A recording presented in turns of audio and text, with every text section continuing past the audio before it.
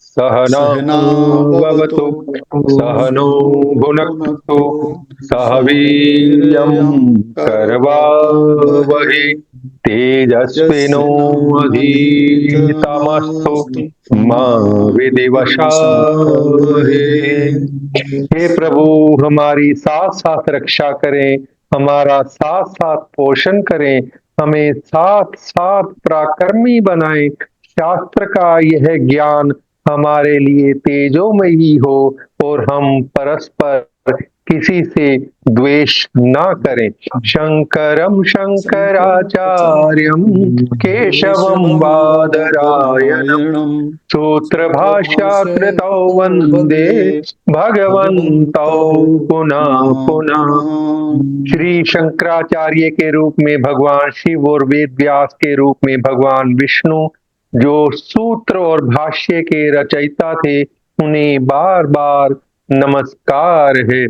ध्यायेत नित्यम महेशम रजत गिरिनिभम चारुचंद्रवंतसम रत्नाकल्पौज्ज्वलंगम परशुमृग्वरभीतिहस्तं प्रसन्नम प्रसन्नं पद्मासीनं सीनं समन्तास्तुतं अमरगणैः समन्तात्तमर्गणैः व्याघ्रं कृतिं वसानं वसानं विश्वाद्यं विश्वाद्यं विश्ववन्द्यं विश्ववन्द्यं निखिलभयहरं पंचवक्त्रं त्रिनेत्रम् पञ्चवक्त्रं ॐ सद्यो जातं सद्योजातं प्रपद्यामि प्रपद्यामि सद्यो जाताय सद्योजाताय वै वै नमो नमो नमः। नमः। भवे भवे भवे नाति नाति भवे भवे भवस्व भवस्व मां मां भवोद भवाय भवोद्भवाय नमः। नमः। पंचमुखी ॐ महादेव के पश्चिम मुख स्वरूप महादेव की शरण में जाता हूँ। सद्यो जाता भगवान को मेरा बार बार प्रणाम है। हे देव, अनेक जन्मों को प्राप्त करने के लिए मुझे प्रेरित मत करो। जन्म नहीं लेने के निमित्त तत्व ज्ञान प्राप्त करने के लिए प्रेरित करो। संसार के उद्धारक सद्योजात को नमस्कार। नमस्कार। ॐ नमः ओम नमः शिवाय। शिवाय। ॐ ओम नमः नमः शिवाय। शिवाय। ओम ॐ नमः नमः शिवाय। शिवाय। आप सभी का स्वर विज्ञान की क्लास में स्वागत है। आज स्वर विज्ञान का पहला दिन है, बिल्कुल स्टार्टिंग से ले रहे हैं। जब ये स्वर विज्ञान कहाँ से स्टार्ट हुआ, इसकी थोड़ी हिस्ट्री बताऊं। सबसे पहले इस ज्ञान को भगवान शिव ने माता पार्वती को सभी की समस्याओं का हल करने के लिए बताया था, जिससे लोग अपनी सभी समस्याओं का समाधान निकाल सके। कि जो जो लोग परेशान होते थे, तो माँ को अंदर बहुत दर्द होता है कि मेरा बच्चा परेशान हो रहा है, तो उस परेशानी को दूर करने के लिए माँ पार्वती ने भगवान से उसे कहा था कि आप कोई ऐसा ज्ञान दीजिए कि जो बच्चे हैं हमारे या जो लोग इस पृथ्वी में रह रहे हैं, वो अपनी समस्याओं का समाधान निकाल सके। ठीक है, तो भगवान शिव ने माँ पार्वती को सुनाया था। तो स्वर विज्ञान एक प्राचीन भारतीय विज्ञान है। इसकी उत्पत्ति भी भारत में हुई है, जो सांसों के अध्ययन और उनकी चाल को समझने पर आधारित है। मतलब जो सांस है, इसके अध्ययन से ही सांस आ रही है जा रही है, इसी की चाल को देखते हुए इसके ऊपर निर्धारित है। इसमें बाईं और दाईं नासिका के माध्यम से सांसों के प्रवाह का ध्यान किया जाता है। माना जाता है कि स्वर की इस अदला बदली से शारीरिक, मानसिक और आध्यात्मिक जीवन पर सकारात्मक प्रभाव डाला जा सकता है। यह विज्ञान बताता है कि शरीर की ऊर्जा चैनल, जिन्हें नाड़ी कहते हैं, कैसे सक्रिय होती है और कैसे हम इनसे इसको नियंत्रित कर सकते हैं। स्वर विज्ञान के तीन मुख्य स्वर होते हैं। पूरा स्वर विज्ञान इन तीन पे टिका हुआ है, तीन नाड़ी पे। एक पहली होती है इड़ा नाड़ी। जिसे हम चंद्र स्वर बोलते हैं। जो बाई नासिका का स्वर है, जो चंद्र स्वर है या ठंडो स्वर कहलाता है ना, इसे मानसिक संतुलन और शीतलता प्रदान करने वाला माना जाता है। इसे स्त्री स्वर भी बोला जाता है, ठीक है, और गौरवर्ण भी बोला जाता है। दूसरा होता है पिंगला नाड़ी। पिंगला नाड़ी क्या होती है? दाई नासिका का स्वर है, जिसे सूर स्वर कहते हैं या गर्म स्वर भी कहा जाता है। यह शरीर में ऊर्जा और गर्मी को बढ़ावा देता है। इसे पुरुष स्वर भी कहते हैं। अब होती है तीसरी सुषुम्ना नाड़ी। सुषुम्ना नाड़ी का क्या काम है? जब दोनों नासिकाओं से समान रूप से सांस चल रही हो तो सुषुम्ना सक्रिय होती है। इसे आध्यात्मिक और ध्यान की स्थिति में लिए विशेष रूप से महत्वपूर्ण माना जाता है। अब सुषुम्ना नाड़ी पे मैं एक चीज आइए थोड़ा बता दूं। सुषुम्ना नाड़ी सारी किताबों में यह लिखा है, इसमें कोई काम नहीं करना चाहिए, ठीक है, क्योंकि अगर कुछ काम करोगे आध्यात्मिक तो ये खराब कर देगा, जला देगा, इसे विष माना जाता है। लेकिन असलियत यह है कि सुषुम्ना नाड़ी चलने के बाद अगर सुषुम्ना नाड़ी चल रही है और आपने उस समय कुंभक लगा लिया है तो उस समय आप नीरज दी गॉड, परमात्मा के समीप होते हो। आपके जो सीधी ऊर्जा है, एनर्जी है, बिल्कुल वहीं सक्रिय होती है, बिल्कुल, क्योंकि ध्यान बहुत लग जाता है। और जैसे ध्यान लगता है आप सूक्ष्म हो जाते हो, हल्के हो जाते हो, और जितने हल्के होते हो उतने ही विशाल होते हो। जितने ज्यादा आप सूक्ष्म होगे, जितने ज्यादा सूक्ष्म होगे उतने ज्यादा बड़े हो जाओगे। देखो, जो लोग जानकार है ना, कुछ लोग होम्योपैथिक की दवाई से उदाहरण ले लो। जो होम्योपैथिक की दवाई होती ना, पहले जैसे मानो 6 पावर की हो गई, ठीक है, पहले मतलब टिंचर होता है, फिर 6 हो गई, 12 हो गई, 30 हो गई। मानो 30 की दवाई को 200 में कन्वर्ट करना, तो 30 की एक बूंद दवाई लेंगे तो 50,000 कितनी बूंद पानी मिलाएंगे, तो बहुत दवाई का नाम निशान बहुत थोड़ा रहेगा, लेकिन दवाई और ज्यादा पावरफुल हो जाएगी। तो उसी तरह से हम और आपका शरीर है, जितने हम सूक्ष्म होते हैं उतने ही पावरफुल होते हैं। कभी भी देख लो, जितने सूक्ष्म होंगे, जितने सूक्ष्म होंगे उतने ही पावरफुल बन जाएंगे, ये मान के चलो। इसलिए इस ज्ञान को बहुत ध्यान से समझना चाहिए। अब ये हम जाने कि स्वर विज्ञान के हम सीख रहे हैं, हम जो इतनी मेहनत कर रहे हैं, इससे लाभ क्या होगा? हमें क्या लाभ होगा? सबसे पहले होता है शारीरिक स्वास्थ्य। सही स्वर का अभ्यास करने से शरीर में रक्त संचार, पाचन और हार्मोन संतुलन में सुधार होता है, जिससे विभिन्न बीमारियों की संभावना कम होती है। बीमारियां होती जरूर हैं, लेकिन उनकी संभावना कम हो जाती है, या है तो ठीक हो जाते हैं। मानसिक स्पष्टता। स्वर विज्ञान के माध्यम से मानसिक फोकस और एकाग्रता को बढ़ाया जा सकता है। सही समय पर सही स्वर का प्रयोग करने से तनाव और बेचैनी को कम किया जा सकता है। भावनात्मक स्थिरता। स्वर विज्ञान का अभ्यास भावनाओं पर नियंत्रण प्राप्त करने में सहायक होता है। यह हमारे मूड को स्थिर रखने और मानसिक संतुलन को बनाए रखने में मदद करता है। इससे आध्यात्मिक उन्नति। ध्यान और प्राणायाम के साथ स्वर विज्ञान का अभ्यास करने से आध्यात्मिक उन्नति की संभावना बढ़ जाती है। जब सुषुम्ना सक्रिय होती है तब ध्यान में गहराई आना और आंतरिक शांति का अनुभव करना आसान हो जाता है। प्राकृतिक ताल के साथ सामंजस्य, मतलब प्रकृति के साथ आपका सामंजस्य बहुत आसानी से हो जाता है। स्वरों के तालमेल से हम दिन के विभिन्न कार्यों के लिए उपयुक्त समय का चयन कर सकते हैं। इससे कार्य में सफलता प्राप्त करने की संभावना बढ़ जाती है। स्वर विज्ञान का सही रूप में अभ्यास करने के लिए इसका गहन अध्ययन और अनुभव जरूरी है। यह विज्ञान हमें सांसों के माध्यम से अपने जीवन की गुणवत्ता को सुधारने में सहायक होता है। इस स्वर विज्ञान में लिखा है कि जो स्वर विज्ञान को जान जाता है वो सर्वज्ञता प्राप्त कर लेता है, मतलब उसे सब चीज सुलभ हो जाती है। स्वर विज्ञान से रहित ज्योतिषी, इसमें लिखा है स्वरहीनम च देवज्ञो नाथहीनम यथा ग्रहणम शास्त्रहीनम यथा वस्त्रम सुरोहीनम च यद्वपु।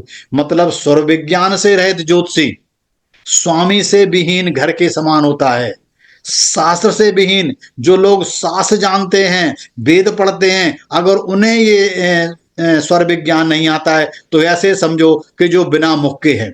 और सिर से विहीन शरीर में मतलब पूरा शरीर हमारा व्यर्थ हो गया। इसलिए इसकी इतनी इंपॉर्टेंस दी गई है और ये सभी को आना चाहिए। और जिसको स्वर विज्ञान आता है वो कोई भी मुहूर्त, ग्रह, नक्षत्र सबको दूर भेज, उसके लिए कोई जरूरी नहीं है। लिखा हुआ है तिथि, नक्षत्र, वार, ग्रह, देवता, भद्रा, व्यतिपात, ये 26 में उसमें श्लोक में मिल जाएगा। यह तिथि, नक्षत्र, वार, ग्रह, देवता, भद्रा, व्यतिपात, वैद्यत आदि के दोषों से रहित है। इसमें इस स्वर विज्ञान को जानने के बाद आपके अंदर कोई दोष रहेगा नहीं। स्वर शास्त्र, सर्वोदय शास्त्र सभी शास्त्रों में श्रेष्ठ है। यह आत्मरूपी घट को प्रकाशित करने में दीपक की बत्ती के समान है। जैसे दीपक में एक जोत जलती है ना, तो अगर आपको ये आ गया तो समझ लो आपके जीवन में एक जोत जल गई, मतलब नॉलेज आ गई। और कहते हैं हे वरानने, सही सभी शास्त्र, पुराण, स्मृति और वेदांग आदि के सहित कोई भी तत्व ऐसा नहीं है जो स्वर ज्ञान से अधिक हो। इसलिए आप लोग बहुत अच्छा ज्ञान सीख रहे हो, इसे बड़े ध्यान से सीखना। जब तक तत्व ज्ञान नहीं हो जाता तब तक नाम रूपा सभी भ्रम मिथ्या हैं और अज्ञान जनित मूढ़ता है। मतलब आप इसको बहुत धीरे धीरे सीखिए और जैसे इसको आप सीख जाएंगे, देवज्ञ बन जाएंगे, तब आपको इसका पूरा फायदा मिलेगा। और इसके क्या क्या फायदे हैं ये मैंने बता दिए, और इसको कैसे करते हैं अब हम सीखेंगे। अभी तो इसके मैंने फायदे जान लिए कि सब कुछ हो जाएगा, लेकिन कैसे हो जाएगा ये आपको सीखना पड़ेगा। अब मैं आपको इसकी डिटेल में बताता हूं, अभी शॉर्ट में था। स्वर विज्ञान आत्मा का विज्ञान है। जो हमारी आत्मा है, हम सब आत्मा को अगर जानना है तो आपको स्वर विज्ञान जानना पड़ेगा। स्वर विज्ञान द्वारा हम अपनी आत्मा की आवाज सुन सकते हैं। स्वर भाग्य और स्वर जब आपका साथ देते हैं तभी आपके पास धन आता है। ये मान लो, अगर आपके पास बहुत ज्यादा धन आपको चाहिए तो एक तो आपके भाग्य में होना चाहिए और दूसरा स्वर का ज्ञान होना चाहिए, तभी आपको ये सब आएगा पैसा। भारत में जितनी भी विद्याएं हैं उन सब विद्याओं में स्वर विद्या का अत्यंत महत्व है। इस विषय पर अधिक ग्रंथ उपलब्ध नहीं है। एक शिव सर्वोदय नामक ग्रंथ प्रचलन में है, उसी से सीख कर लोग अपनी अपनी बुद्धि के अनुसार व्याख्या करते हैं। इस ज्ञान की शुद्धता अनुमान से नहीं लगाई जा सकती। इस ज्ञान को आप अपने अनुभव से ही जान सकते हो। आप ऐसे समझो कि आपने जिसने परमात्मा को जानना है या अपनी आत्मा को जानना है, तो वो लोग कोई ऐसी चीज नहीं है कि आप उसके उठा के ले आओ, कोई वस्तु नहीं है। ये कोई वस्तु नहीं है जो कहीं बाहर से उठा के आप अंदर ले आओगे, नहीं। इस चीज को आप अनुभव से जान सकते हो। ये सारी चीजें आपके शरीर में अनुभव होगा। जिनको परमात्मा का भी आभास होता है उन लोगों के उनके शरीर में अनुभव होता है। जो सारे वेद लिखे गए हैं वो भी अनुभव से लिखे गई हैं। वो एक अलग स्टेज होती थी, मेडिटेशन करते थे, ध्यान में जाते थे। जब वो उस अवस्था में चले जाते हैं, परमात्मा से एक हो जाते हैं, तब ऊपर से जो आवाज आती है वो सुन सुन के लिखते रहती है।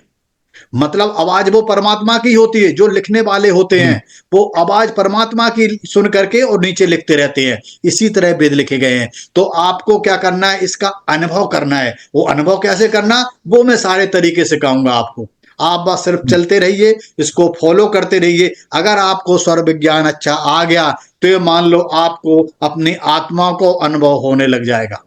आप दूसरे की बात जानने लग जाओगे, आप सर्वज्ञ हो जाओगे, आप देवज्ञ हो जाओगे। लेकिन देवज्ञ होने के लिए आपको इसकी प्रैक्टिस करनी पड़ेगी, इसमें उतरना पड़ेगा। किसी चीज को जानना है तो उसके अंदर आपको घुसना पड़ेगा। अगर आपको तैरना सीखना है तो पानी में उतरना पड़ेगा। ये मान लो, उसके बगैर आपको कितनी भी पानी की नॉलेज हो, कितने H2O फार्मूले सीख लो, कितनी गहराई नाप लो, नहीं। जब तक आप पानी में उतरोगे नहीं तो आप तैरना नहीं सीखोगे। उसी तरह अगर स्वर विज्ञान सीखना है तो अपनी सांसों पे आपको फोकस करना पड़ेगा और इनको जानना पड़ेगा, तत्वों को समझना पड़ेगा। मैं एक एक करके आपको समझाता रहूंगा और आप धीरे धीरे यात्रा फिर चलते रहिए, आप एक दिन जरूर सक्षम होंगे। और मैं आप सबको ये आशीर्वाद देता हूं कि जो जो जिस पर्पज से आए हैं उनके वो पर्पज पूरे हों, लेकिन इसको अच्छे काम के लिए करना। मैं आज आपको बता रहा हूं बहुत ध्यान से, अगर जो चीज मैं बता देता हूं उसको अच्छे काम के लिए करना तो ये फलीभूत होगा, नहीं तो फलीभूत नहीं होता। बड़े बड़े ज्ञानी हुए हैं जिन्होंने जरा सा भी कुछ गलत किया, वो ज्ञान उनके साथ नहीं जाता है। कर्ण को इतने ज्ञान था, इतना ज्ञानी था, लेकिन जब मरते समय वो सारा ज्ञान अलग रखा रह गया। इसलिए इसको अच्छे के लिए यूज करना, तभी ये रहेगा। इसीलिए इसमें कहा गया है कि इसको गलत लोगों को, शिष्य के लिए कुछ इसमें वो बताए गए हैं कि शिष्य कैसा होना चाहिए। शिष्य के लक्षण बताए गए हैं कि वह शांत होना चाहिए, शुद्ध होना चाहिए, सदाचारी होना चाहिए और गुरु भक्त भी होने चाहिए, वो दृढ़चित्त और कृतज्ञ हो। ऐसे शिष्य को ही सूर्योदय को ज्ञान देना चाहिए। इसीलिए मैं सारी चीजें बता रहा हूं। किसको नहीं देना चाहिए? दुष्ट आदमी को नहीं देना चाहिए, दुर्जन को नहीं देना चाहिए, क्रोधी को, नास्तिक को, गुरु तल्पगामी को, बलहीन को और दुराचारी को ये स्वर्ग का ज्ञान नहीं देना चाहिए। ये इस स्वरोदय में लिखा हुआ है, श्लोक नंबर 13 और 14 में। जो लोगों को किताब मिलेगी आप पढ़ लेना, जो जो मैं बोलता हूं उसी से बोलो। इसीलिए इस ज्ञान को आप अपने लिए यूज करना और इसमें दूसरों की भलाई के लिए यूज करना, ठीक है ना। और ये ज्ञान आया कैसे है? यह ज्ञान गुरु शिष्य परंपरा द्वारा, गुरु शिष्य परंपरा द्वारा एक दूसरे को दिया गया है। जैसे मेरे को दिया गया है, मेरे गुरु आए थे चित्रकूट, जिस टाइम की रिनोवेशन हो रहा था, तो साकेत बिहार द्विवेदी थे वहां के सीनियर ऑफिसर। वो मेरे पास आते थे, मैं उस टाइम गोल मार्क रहा करता था। वो हमें सारी रात जगाते थे और सारी रात सिखाते थे। और मैं कहता गुरुजी लिख लूं, कहते नहीं अभी मत लिखो। और मैंने आप सबको सिखाने से पहले उनसे बात की थी, वो भी रहते भी हैं, मेरे से संपर्क में रहे हैं अभी। उन्होंने अभी आश्रम खोले हुए हैं, तो उन्होंने कहा था नहीं जयकरण आप सिखाओ, बहुत अच्छा रहेगा। तो हम आपको तो मैं दिखा भी रहा हूं, वीडियो भी दे रहा हूं, लिखने का मौका दे रहा हूं। मेरे को तो ना लिखने को मौका, ना वीडियो, कुछ नहीं। सिर्फ आप सारा अपना दिमाग में रख लो, जब जरूरत आएगी तब वो ज्ञान निकल के बाहर आ जाएगा। और ऐसा ही होता भी है। ये बहुत पुराने वेदों से आई है यह विद्या। इस ज्ञान को बताने में हमारा कोई हाथ नहीं है, हम तो सिर्फ निमित्त मात्र हैं इस ज्ञान को आप तक पहुंचाने के लिए। और ऐसे ही आप रहना, आप भी निमित्त बनना दूसरों को पहुंचाने के लिए, अच्छे काम के लिए। स्वर विज्ञान मैं को खत्म करने की विद्या है। अगर आपके अंदर अहम है तो स्वर विज्ञान नहीं आएगा। अगर आपका अहम मर गया तो स्वर विज्ञान आपके साथ आ जाएगा। और स्वर विज्ञान हमारे सांसों की यात्रा है। इस सांसों की यात्रा में हम सब चलते हैं, ठीक है। जब से हम पैदा होते हैं और जब तक जीते हैं तब तक यही हमारा साथ देती है। क्या देती है? सांस। और इसको अगर जान लिया फिर रही क्या गया। मतलब जब से पैदा होते हैं और जब तक मरते हैं तब तक यही सांस रहती है। और इसीलिए कहते हैं सांसें तो हमें गिन के मिलती हैं, जितनी गिन के पूरी कर ली आपका ऊपर चले जाओगे या आप फिर उस एनर्जी मिल जाओगे। इसीलिए स्वर विज्ञान जानने वाला ज्यादा जीता है। इसका आपको मैं एक उदाहरण देता हूं। अपने यहाँ एक देवराह बाबा हुए हैं, बहुत लोग जानते हैं, सभी जानते होंगे। उनके पास एक पत्रकार थे राजीव नामक, वो जाया करते, उन्होंने किताब भी लिखी है एक स्वर विज्ञान पे। तो वो जाते थे, तो पहले लोग जाते थे उनसे पूछते थे कि सर आप अपनी उम्र का राज बताओ। तो कहते थे उम्र का क्या राज है भाई, और दिन में चंद्रमा को चलाओ और रात में सूरज को निकालो। तो लोगों को समझ में नहीं आता कि दिन में चंद्रमा कहाँ दिखता है या रात में सूरज कहाँ दिखता है। किसी के समझ में नहीं आता था और उनसे दोबारा कोई क्रॉस क्वेश्चन कर नहीं सकता था।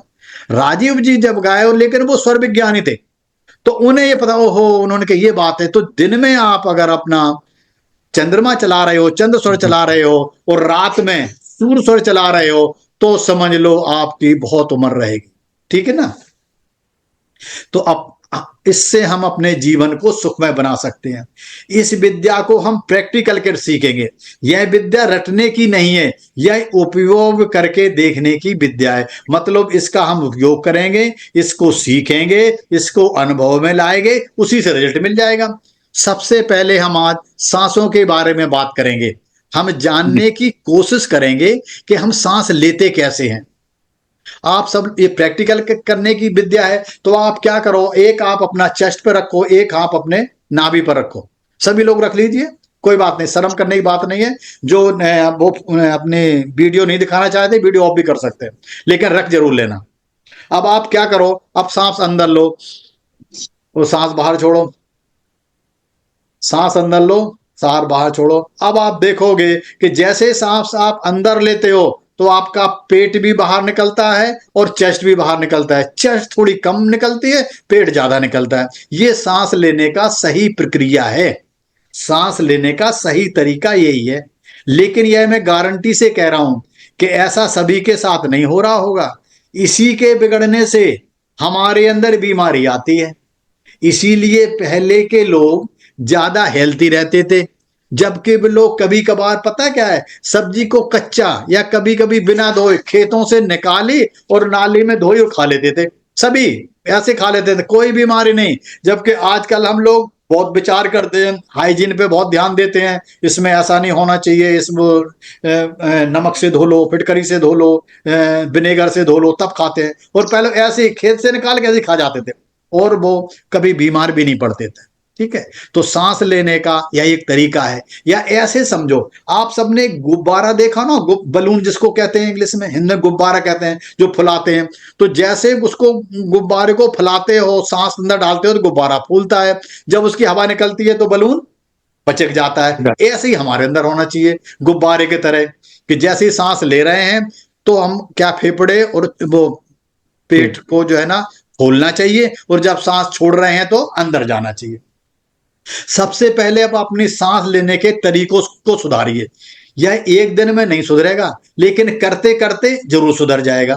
देखो, सांस की जो प्रक्रिया बता रहा हूं, अभी एक थॉट आया, उसको आप बेशक लिख लेना।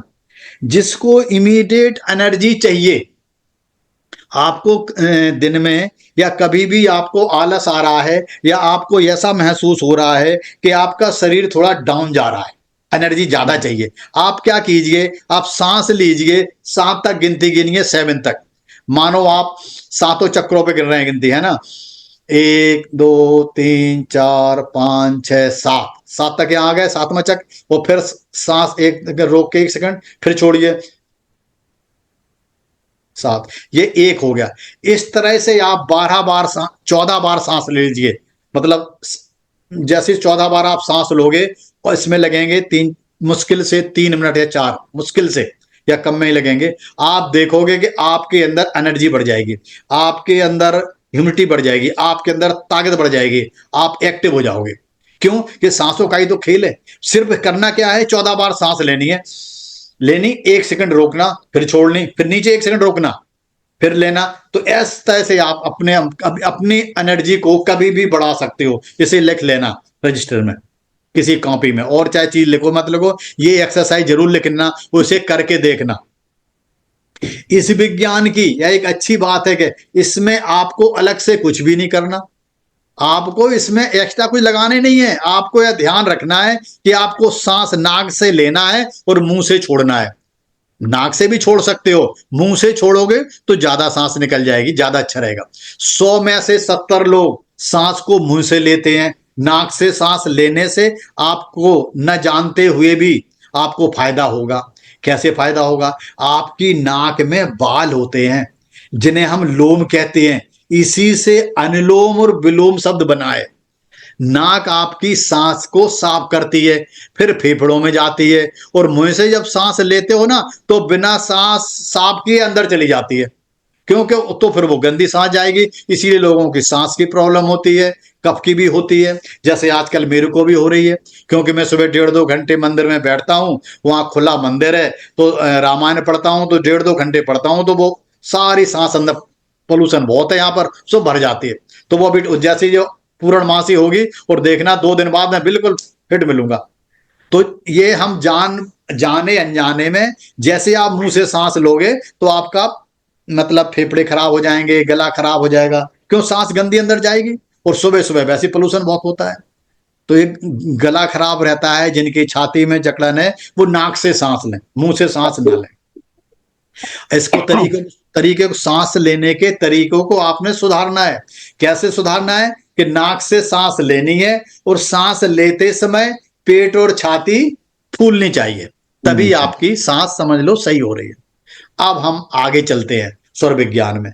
स्वर का मतलब है हमारी सांसों से है, जो हम सांस ले रहे हैं। वो स्वर का मतलब यहाँ सारे गामा पाधानी सा से नहीं है जो स्वर बजाने वाले हैं। सिर्फ सांस, सांसों का मतलब, स्वर का मतलब हमारे सांसों से है, जो हम सांस लेते हैं। इस विज्ञान को जानकर आप अपनी जिंदगी में बदलाव ला सकते हैं। इस विज्ञान को हम डेस्टिनी कंट्रोलर भी कहते हैं। जो अपने जीवन में बदलाव करना चाहते हैं, अपने भाग्य का उदय करना चाहते हैं, वैसे नहीं हो रहा है तो आप स्वर विज्ञान सीख लीजिए, आपका भाग्य का उदय अपने आप हो जाएगा। आपको मेहनत करने की जरूरत नहीं पड़ेगी। धीरे, ये नहीं कि आज आपने किया, सुबह किया, शाम को बदल जाएगा, ऐसा नहीं होगा। धीरे धीरे धीरे की स्टेज होती है ना, धीरे धीरे धीरे धीरे आप आगे बढ़ते रहोगे और आप सीखते रहोगे। मेहता साहब, आवाज आ रही है सही? जी हाँ, आ रही है, बिल्कुल सही आ रही यस सर, यस सर। बिल्कुल ठीक। जहां पर हम दूसरे विज्ञान जैसे न्यूमरोलॉजी, वास्तुशास्त्र, ज्योतिष, जहां पर वो खत्म होते हैं, वहां से यह विज्ञान शुरू होता है। जिस इंसान ने इस विज्ञान को समझ लिया, उसे दूसरे विज्ञान को समझने की जरूरत नहीं है। स्वर विज्ञान हमारे 5 तत्वों के बारे में भी बताता है। पहले हमने सांस लेने के तरीकों को समझा। सांस लेते हैं तो वह शरीर में कहां कहां जाती है। आओ इसको जानने की कोशिश करते हैं कि सांस हमारे नाक से लेने के बाद शरीर की नाड़ियों में जाती है।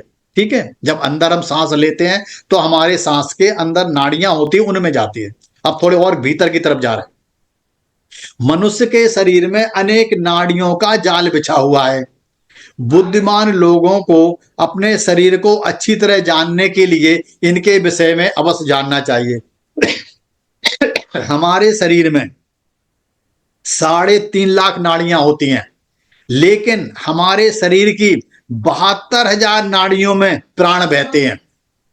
तो जो हमारे शरीर के हर एक पार्ट में है, या इस प्रकार कहें कि शरीर के हर कोने में पहुंची हुई हैं, जहां से हमारे शरीर में एनर्जी का फ्लो होता है।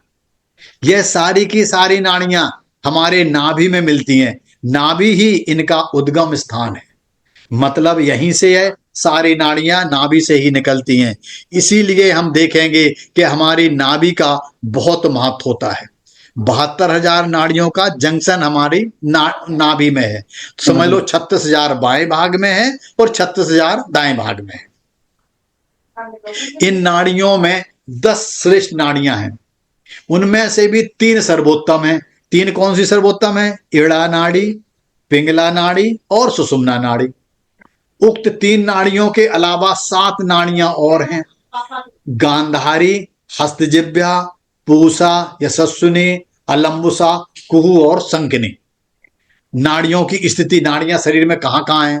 शरीर के बाएं भाग में ईड़ा नाड़ी चलती है, दाहिने भाग में पिंगला, मध्य भाग में सुषुम्ना। आपकी बाईं आंख में गांधारी रहती है और दाहिनी आंख में हस्तजिह्वा, दाहिने कान में पूषा और बाएं कान में यशस्विनी।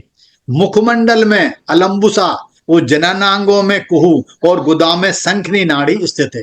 इस प्रकार 10 नाड़ियां शरीर के उक्त अंगों के द्वार पर, अर्थात ये अंग जहां खुलते हैं वहां स्थिति है। ईड़ा, पिंगला, सुषुम्ना, ये 3 नाड़ियां प्राण मार्ग में स्थित हैं, जहां आपके प्राण आते हैं, जो सांस आती रहती है। नाड़ियों के बाद अब तुम्हें इनसे संबंधित बाई प्राणों के विषय में बताऊंगा कि जो प्राण हम लेते हैं, जो हम सांस लेते हैं, उसका क्या स्थान है। इनकी भी संख्या 10 है। 10 में 5 प्रमुख प्राण हैं और 5 सहायक प्राण हैं। 5 प्रमुख प्राण कौन कौन से हैं?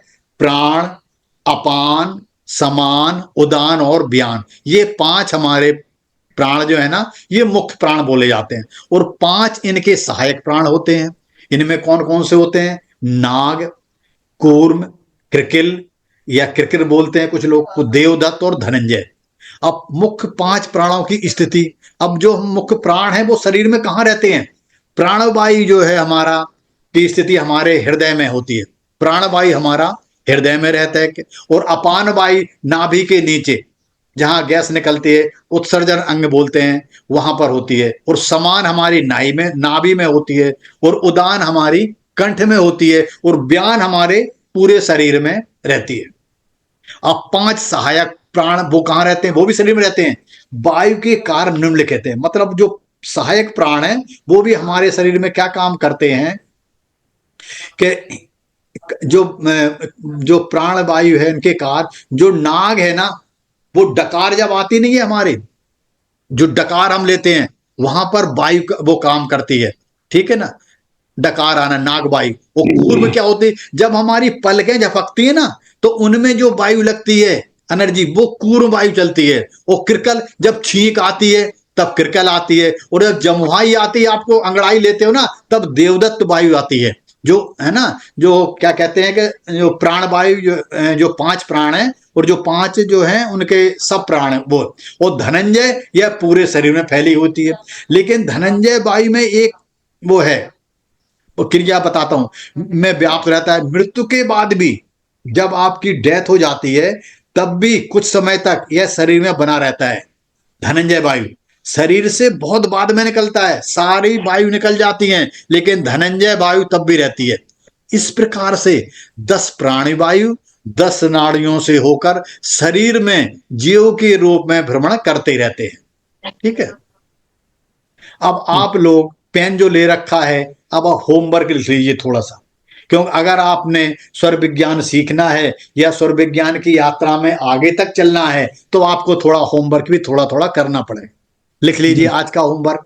सबसे पहले आपको अपने सांसों पर ध्यान देना है, कौन सा स्वर चल रहा है, कौन सा नहीं चल रहा, जानना है। उंगली रख के, या आपको मैंने बताया था कागज रख के, ठीक है, किसी तरह से।